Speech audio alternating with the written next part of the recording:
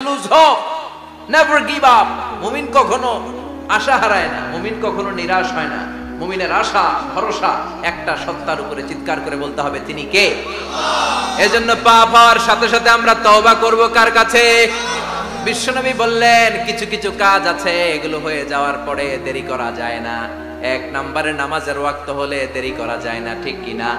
সালাত কায়েম করো, সালাত কায়েম করো, হবে সম্মানী তুমি, হবে জান্নাতি তুমি, হবে সম্মানী তুমি, হবে জান্নাতি তুমি, দিবে কাল হাসরে শীতল ছায়া আরশে আজিম, রব্বিয়াল আলা রব্বিয়াল আযীম, রব্বিয়াল আলা রব্বিয়াল আযীম। সুবহানাল্লাহ পড়ো। নামাজের সময় হওয়া মাত্র দেরি নাই। তাজহিজুল মাইয়িত, মারা গেলে লাশ রেখে দেয়া যায় না, তাড়াতাড়ি দাফন করে দাও। নামাজের সময় হলে নামাজ পড়ো, দেরি করো না। মানুষ মারা গেলে দাফন করতে দেরি করো না। বান্দা যদি পাপ করে ফেলে তওবা করতে দেরি করো। এজন্য পাপ করার সাথে সাথে তওবা করার দরকার আছে না নাই? এখন তওবা যে করব কোন সিস্টেমে করব? কোন সিস্টেমে? ভুল হওয়া মাত্রই আপনি অনুতপ্ত হয়ে চোখের পানি ছেড়ে আল্লাহর কাছে মাফ চান, আল্লাহর কাছে ক্ষমা চান, এটার নামই তওবা। আমাদের দেশে হুজুরাই না তওবা পড়ায়, আছে না নাই? আনন্দপুরে এগুলা নাই, আছে না? কয় ইমাম সাহেবরে নিয়ে আয়, খতিব সাহেবরে নিয়ে আয়, হাফেজ সাহেব হুজুরে নিয়ে আয়, তওবা পড়া। না, তওবা পড়ানো লাগে না, আপনার নিজের তওবা আপনি নিজেই পড়বেন। আপনি অনুতপ্ত হয়ে চোখের পানি ছেড়ে আপনার আল্লাহরে ডাক দেন, ডাক দেয়া মাত্র তিনি সাড়া দেবে। চিল্লায় বলেন ঠিক কি না? উলামায়ে কেরামরা তওবার 5টা শর্ত আরোপ করেছে। এই 5টা শর্তের আলোকে যদি তওবা করেন মুহূর্তের মধ্যেই তওবা কবুল করে নেবে কে? এক নাম্বার শর্ত হচ্ছে আল ইকরা, acknowledgement. You have to acknowledge that you are the great sinner in the world. এই পৃথিবীর সবচেয়ে বড় পাপী। 5টা শর্তের এক নাম্বার হচ্ছে আপনি স্বীকার জান, আল্লাহ আমার চেয়ে বড় পাপী আকাশের নিচে জমিনের উপরে দ্বিতীয়টা নাই। এমন কোন পাপ নাই যে আমি করি নাই। আমার চেয়ে নাদান, আমার চেয়ে পিশাচ, আমার চেয়ে বড় পাপী দ্বিতীয়টা কেউ। অ্যাকনলেজ ইউর সিন, আপনি আপনার পাপগুলো স্বীকার করেন। Number 1. Number 2, an-nadam, repentance. You have to be repentant for what you have committed from sins. যে পাপ করেছেন এই পাপের জন্য আপনি লজ্জিত হন। আপনি নিজেকে আল্লাহর কাছে ছোট করে পেশ করেন, আল্লাহরে ডেকে বলেন আল্লাহ আমি আপনার গোলাম, গোলামের ঘরের গোলাম, বান্দির ঘরের গোলাম, আমারে মাফ করে দেন, আমি লজ্জিত, আমি অনুতপ্ত।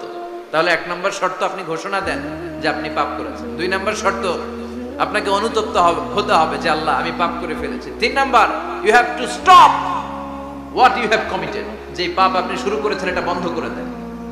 আপনি সুদের জন্য সুদ খাইছেন, আল্লাহর কাছে তওবা করলেন, আবার সুদ খাওয়া চালিয়েও যাচ্ছেন, এই তওবা কবুল হবে? সুদ খাওয়া আগে বন্ধ করেন।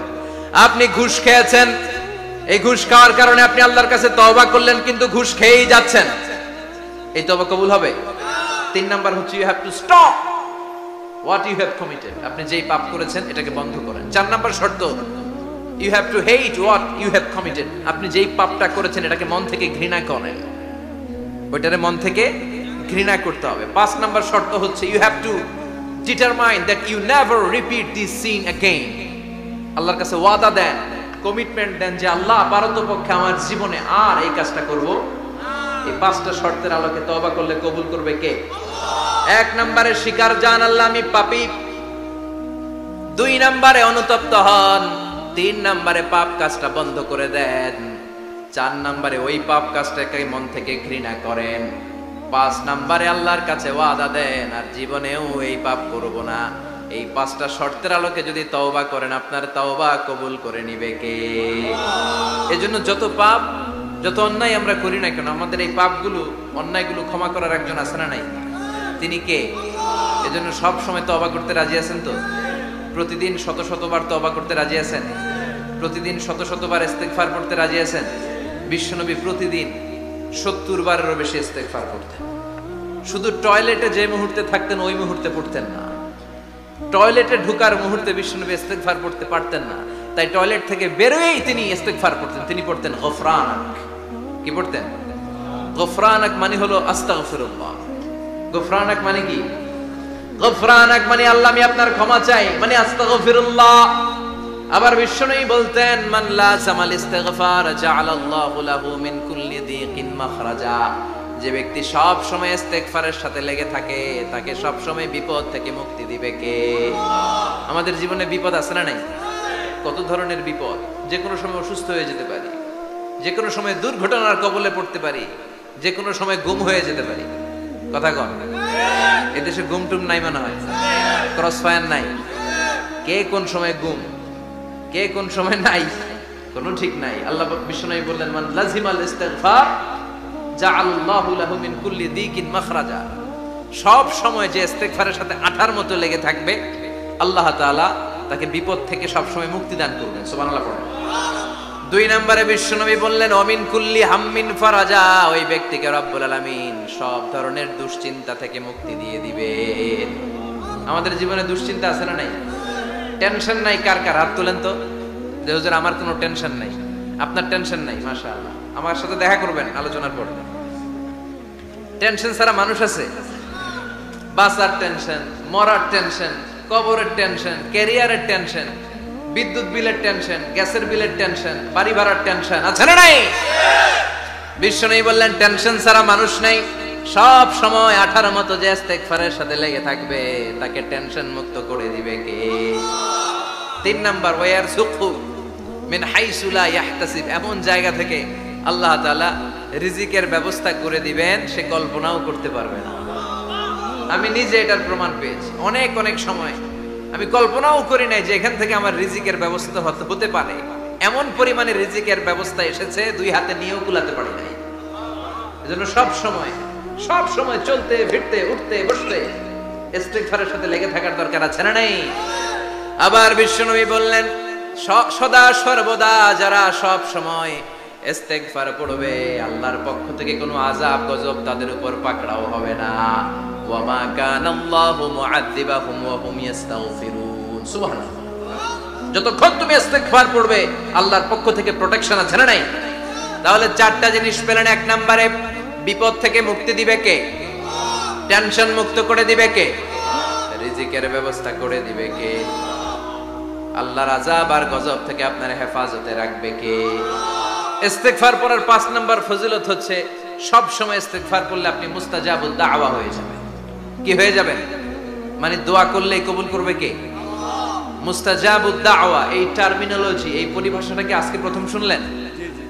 খেয়াল রাখবেন, মুস্তাজাবুদ দাওয়া মানে এমন ব্যক্তি, যেই ব্যক্তি দোয়া করতে দেরি কিন্তু দোয়া কবুল হতে দেরি হয়।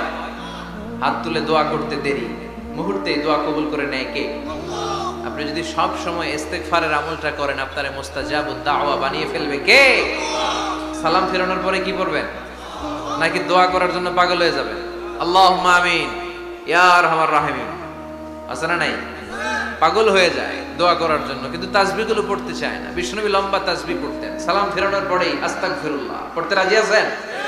আবার বিশ্বনবী বললেন, যে ব্যক্তি পড়বে আস্তাগফিরুল্লাহ আল্লাযী লা ইলাহা ইল্লা হুয়াল হাইয়ুল কাইয়্যুম ওয়া আতুবু ইলাইহি, যুদ্ধের ময়দান থেকে যদি কেউ পালিয়ে যায়, তার কোনো মাফ নাই।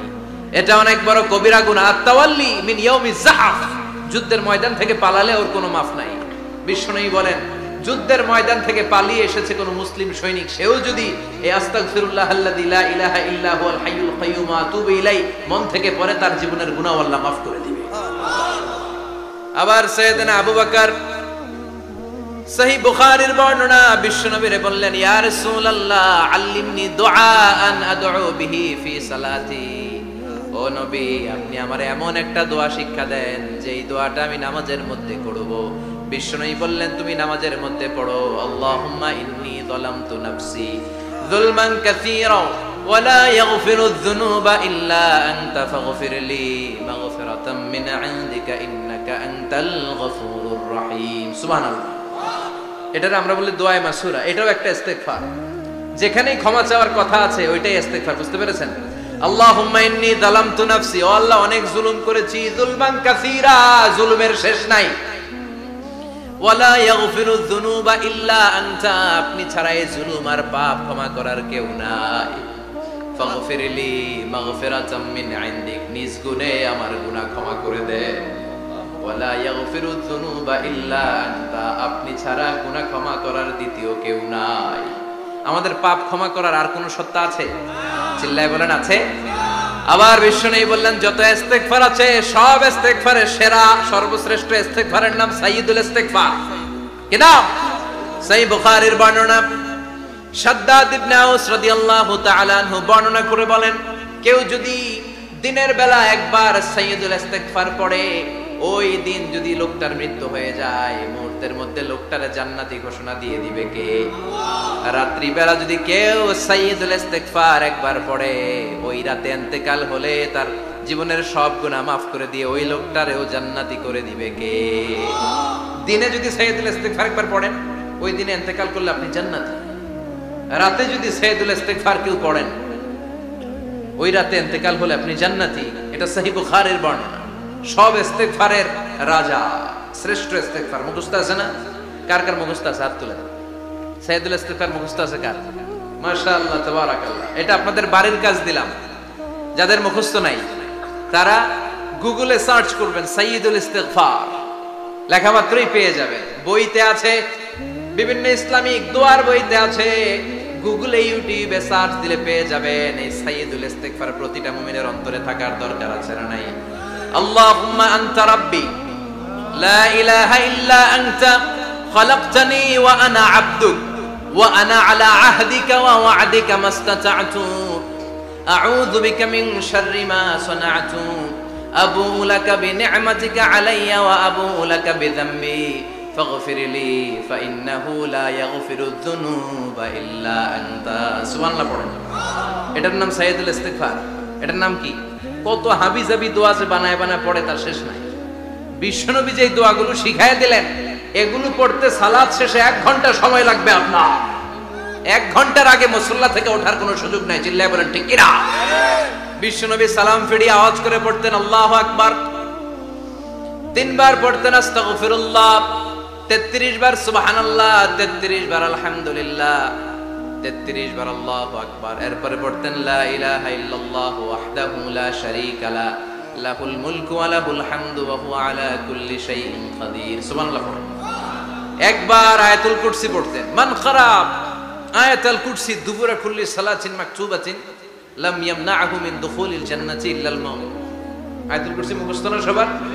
প্রত্যেক ফরজ সালাতের পরে কেউ যদি একবার আয়াতুল কুরসি পড়ে, তার জান্নাতে ঢোকার ক্ষেত্রে আর কোনো বাধা নাই, একটা জিনিস ছাড়া, সেটা হলো মরণ, মৃত্যু। লোকটা মরে না তাই জান্নাতে যায় না, মরলেই জান্নাতি। আয়াতুল কুরসি পড়বেন তো?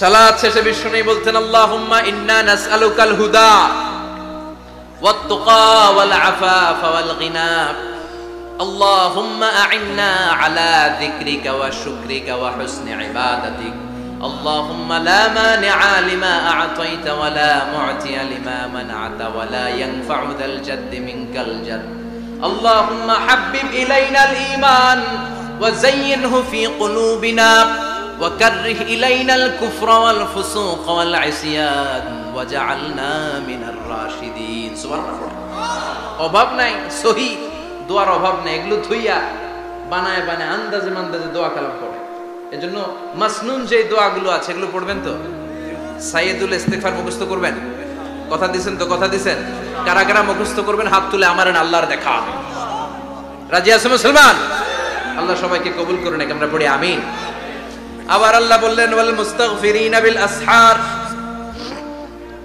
ওয়াল মুস্তাগফিরিনা বিল আসহার আমার প্রিয় বান্দারা শেষ রাতে চোখের পানি ছেড়ে তাহাজ্জুদের নামাজে যায় নামাজ ভিজায় আর শেষ রাতে ইস্তেগফার পড়ে ঠিক কিনা তাহাজ্জুদের যায় নামাজে মরণ দিও প্রভু আমায় একামতে দিনের কাজে কবুল করে নিও আমায় তাহাজ্জুদের যায় নামাজে মরণ দিও প্রভু আমায় একামতে দিনের কাজে কবুল করে নিও আমায় সুবহানাল্লাহ পড়ো যেই নবীর কোনো পাপ নাই যেই নবীর কোনো অন্যায় হয় নাই গুনাহ হয় না ওই নবীকেও আল্লাহ ইস্তেগফার করার অর্ডার করেছেন রব্বুল আলামিন বলেন ফাসাব্বিহ বিহামদি রাব্বিকা ওয়াস্তাগফিরহু ইন্নাহু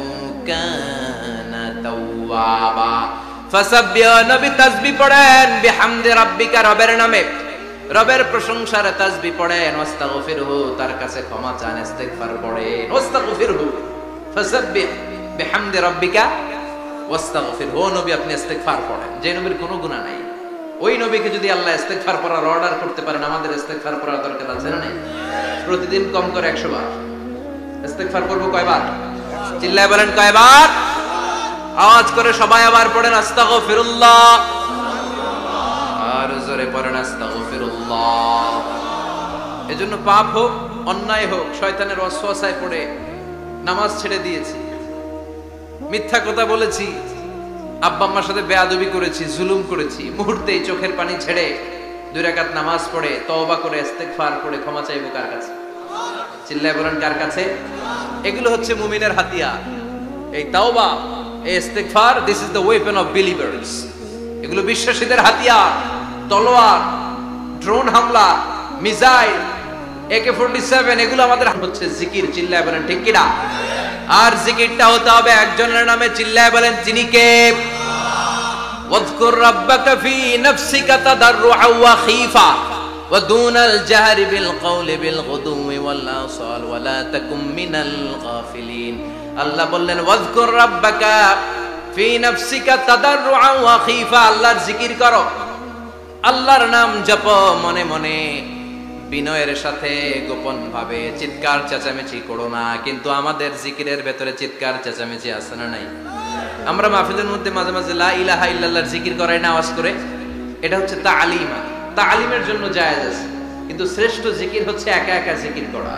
আল্লাহ বললেন তাদাররুআ ওয়া খীফা, কোরআনের আয়াত, তাদাররুআ ওয়া খীফা, with full of humility and humbleness, বিনয়ের সাথে জিকির করো, খীফা, গোপনে গোপনে, দুনাল জাহরি বিল কওল, চিৎকার না করে। কিন্তু চিৎকার করে লাফিয়ে লাফিয়ে জিকির করে দেশে আছে না নাই? কথা বলেন। ইন্নাল্লাহা জামিল ওয়া ইউহিব্বুল জামাল, আল্লাহ নিজে সুন্দর, আর সব সুন্দরকে আল্লাহ পছন্দ করেন। দেখবেন এদেশে কিছু জিকির আছে, ওইটার মধ্যে আল্লাহর নাম বোঝা যায় না, আছে না নাই? হুই হাই করে লাফালাফি করে, যে হুই হুই হুই হুই যে করে, এই হুই হুই এর মধ্যে আল্লাহর নাম আছে? কথা কর। যেই শব্দে আল্লাহর নাম নাই, ওটা দিয়ে জিকির করা যাবে? কত ধরনের ভয়ঙ্কর জিকির। আবার জিকিরও করে বাঁশের উপরও লাফায়। যিনি জিকির পরিচালনা করে তার কাঁধের উপর যে চেপে বসে আছে না নাই? এটা কি জিকিরের সৌন্দর্য?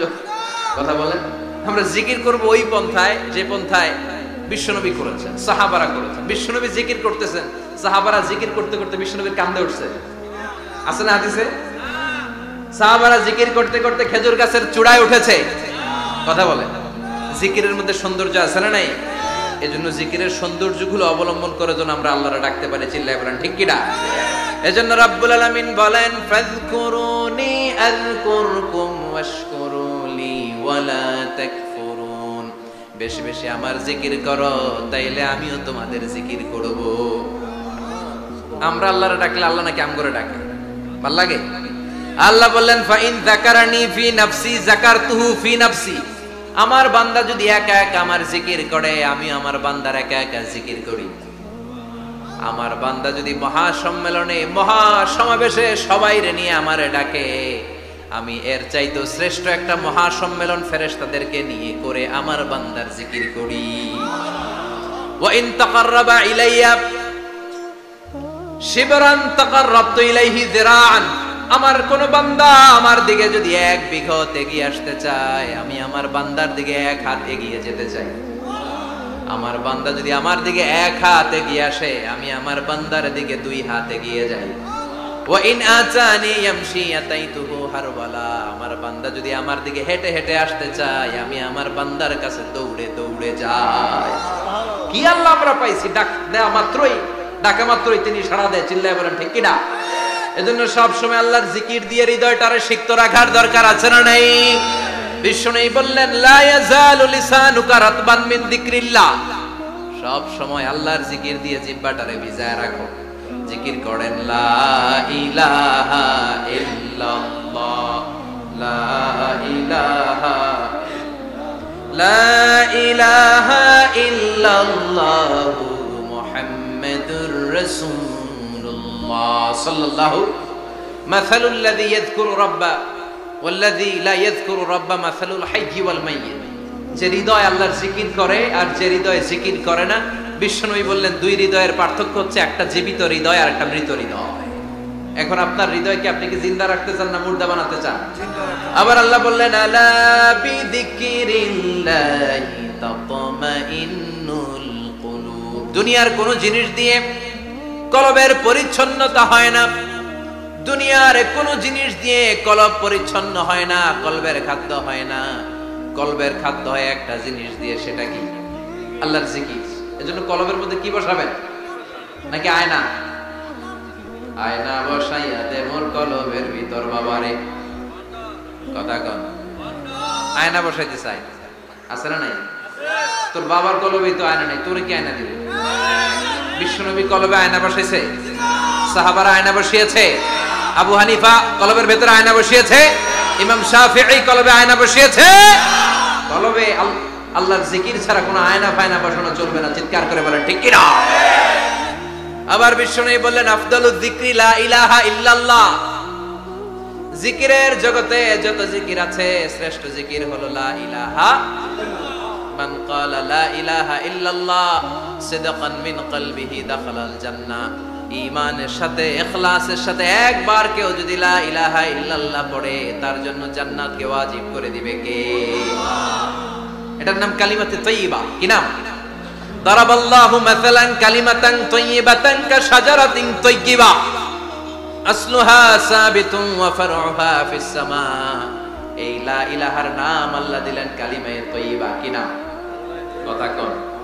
ঝিনুকের ভেতর লুকিয়ে থাকে যেমন মতি, ঝিনুকের ভেতর লুকিয়ে থাকে যেমন মতি, কালমা শাহাদাতে আছে আল্লাহর জ্যোতি, কালমা শাহাদাতে আছে আল্লাহর জ্যোতি। পড়েন সবাই। ঝিনুকের ভেতর লুকিয়ে থাকে যেমন মতি, ঝিনুকের ভেতর লুকিয়ে থাকে যেমন মতি, কালমা শাহাদাতে আছে আল্লাহর জ্যোতি, কালমা শাহাদাতে আছে আল্লাহর জ্যোতি। সুবহানাল্লাহ পড়েন। তাহলে জিকিরের জগতে সবচেয়ে শ্রেষ্ঠ জিকিরের নাম, চিল্লায় বলেন কি নাম? সাইয়েদনা মুসা আলাইহিস সালাম আল্লাহর ডেকে বললেন মাবুদ। সহিহ ইবনে হিব্বান, মুস্তাদরাকে হাকিম, দুইটা সহিহ হাদিসের গ্রন্থে হাদিসটা এসেছে। সাইয়েদনা আবু সাঈদ আল খুদরি হাদিসের বর্ণনাকারী। বিশ্বনবী বললেন মুসা আলাইহিস সালাম আল্লাহর ডেকে বললেন আল্লাহ আল্লিমনি কালিমাতান আদউ বিহা। ও আল্লাহ, এমন একটা স্পেশাল জিকির আপনি আমারে শিক্ষা দেন, এই জিকির দিয়ে আমি আপনারে ডাকবো। এই জিকিরটা জানবে শুধু আমি, আর জানবেন আপনি, দুনিয়ার কেউ জানবে না। এমন একটা জিকির শিখান যে জিকিরটা কেউ জানে না, জানবে শুধু আমি আর জানবেন আপনি। কথা শুনতেছেন? প্রশ্ন করছে কে? হ্যাঁ, আল্লাহ প্রশ্ন করছে। প্রশ্ন করেছে কে? মুসা আলাইহিস সালাম। করেছে কার কাছে? শ্রেষ্ঠ একটা জিকির শিখায় দেন যেটা শুধু আমি করব আর কেউ করতে পারবে না। আল্লাহ বললেন মুসা পড়ো লা ইলাহা। মুসা আলাইহিস সালাম বললেন আল্লাহ জিজ্ঞেস করলাম কি আর কইলেন কি? লা ইলাহা ইল্লাল্লাহ এটা তো জাতীয় জিকির। কথা কর, এটা তো ইন্টারন্যাশনাল জিকির, এটা তো সবাই পারে। আমি তো চাইছি এমন একটা এক্সক্লুসিভ যেটা আপনি আর আমি ছাড়া কেউ জানে না, শুধু জানবেন আপনি আর আমি। আল্লাহ বললেন মুসা এর চাইতে শ্রেষ্ঠ জিকির আমার কাছে নাই। ও মুসা লাউ তাদাউ আস-সাব'উস সামাওয়াতি ওয়াল আরদ ফি কাফা, সাত আকাশ সাত জমিন যদি এক পাল্লায় রেখে দাও, ওয়ালা ইলাহা ইল্লাল্লাহ ফি কাফাতিন উখরা, লা ইলাহা ইল্লাল্লাহ যদি আরেক পাল্লায় রেখে দাও, লা রাজাহাত কাফাতু লা ইলাহা ইল্লাল্লাহ, মুহূর্তের মধ্যে লা ইলাহার পাল্লা ভারী হয়ে যাবে রে মুসা। সাত আকাশ সাত জমিন হালকা হয়ে যাবে আর লা ইলাহা ইল্লাল্লাহর পাল্লাটা ভারী হয়ে যাবে। সুবহানাল্লাহ পড়ে। এজন্য সব সময় এই লা ইলাহার জিকির করতে রাজি আছেন তো? এখন আমরা এই লা ইলাহারে বানাইছি ভিক্ষার জিকির, আছে না নাই? একটা টাকা দিয়া যান আমি গরিব ইনসান, আখিরাতে সওয়াব পাইবেন পাহাড় সমান। একটা টাকা দিয়া যান আমি গরিব ইনসান। আর লা ইলাহার জিকির ভিক্ষার জিকির বানাইছি আমরা, কিন্তু এটা যে একটা বিপ্লবী বাণী, এটা যে একটা সংগ্রামী বাণী, এই বাণী যে মেনে নেয় সে আল্লাহ ছাড়া কারো সামনে মাথা নত করতে পারে না। চিল্লায় বলেন ঠিক কিনা? একটা বিপ্লবী কালিমাকে, একটা সংগ্রামী কালিমাকে আমরা ভিক্ষার জিকির বানিয়েছি। এজন্য আমাদের জিকির যেন হয় শুধু আল্লাহর জন্য। তাহলে বুঝলাম শ্রেষ্ঠতম জিকির হলো লা ইলাহা ইল্লাল্লাহ। আবার বিশ্বনবী বললেন আহাব্বুল কালামি ইলাল্লাহি আরবাআ, আল্লাহর কাছে চারটা কথা সবচাইতে প্রিয়। চিল্লায় বলেন কয়টা? লা ইয়াদুররুকা বিআইয়িহিন্না বাদাতা, কোনটা দিয়ে শুরু করবা এটাতে সমস্যা নেই, আগে পিছে যেমনে মন চায় পড়ো।